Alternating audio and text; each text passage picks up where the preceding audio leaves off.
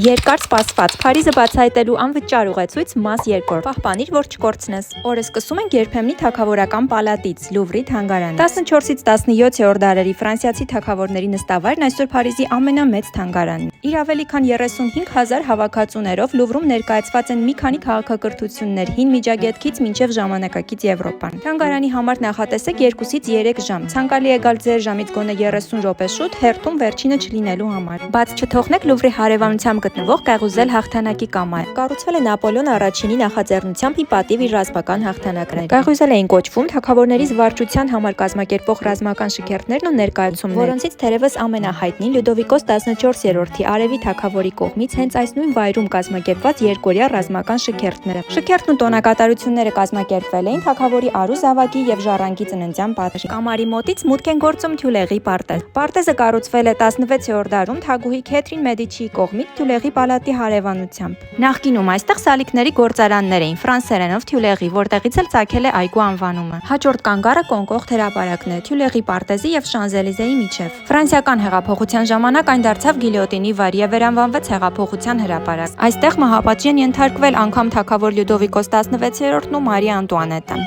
Խորհուրդ եմ տալիս այցելել նաեւ Փարիզի հայտնի օպերան Պալե Գաղնիեն։ Շարլ Գաղնիեն այն կառուցել է Նապոլեոն 3-ի համար։ Շենքը հիացնում է իր մարմարե սանդուղքով, ոսկեզոծ սրահով եւ շքեղ առաստաղով, որը նկարազարդել է անձամբ Մարկ Շագալը։ Զարմանալի չէ, որ այն ոգեշնչեց շատերին, այդ թվում գրող Գաստոն Լերոին, ով գրեց իր հայտնի օպերայի ուրվականը վեպը։ Ինձ հատկապես հիացրել է օպերայի ոսկեզոծ սենյակը, որն իր դիզայնով մրցակցում է Վերսալի պալատի հայելիների սենյակի հետ։ Ասում են, որ ճարտարապետ Գաղնիեն այն ստեղծել է տաճարի նմանությամբ։ Նրա առաստաղի բարձրությունը, դասական շքեղ ոճը եւ դետալներում գերակշռող ոսկին խորհրդանշում են ոչ միայն Նապոլեոն 3-ի բարձր իշխանությունն ու հեղինակությունը, այլև արվեստի, մասնավորապես երաժշտության ու բալետի վեհությունն ու հարատևությունը։ Օրը ավարտում ենք Փարիզի ամենակոլորիտային եւ մշակութային թաղամասերից մեկում Մոնմարտրում։ Այստեղ է գտնվում Սակրե-Քյորը, Փարիզի Սուրբ Սրտի եկեղեցին։ Կաթոլիկ եկեղեցու համաձայն Սուրբ Սիրտը Հիսուսի մարդկության հանդեպ ունեցած սիրո եւ գթության խորհրդանիշն է։ Ֆրանս-պրուսական պատերազմում Ֆրանսիայի պարտությունից եւ Փարիզի կոմունայի ապստամբությունից հետո կաթոլիկ ֆրանսիացիները վստահ էին, որ ազգը հոգեվոր եւ բարոյական խորը ճգնաժամի մեջ է։ Իսկ Սուրբ Սրտի եկեղեցու կառուցումը ֆրանսիացիների համար դարձավ մեղքերի քավության, հույսի ու ազգային միասնության խորհրդանիշ։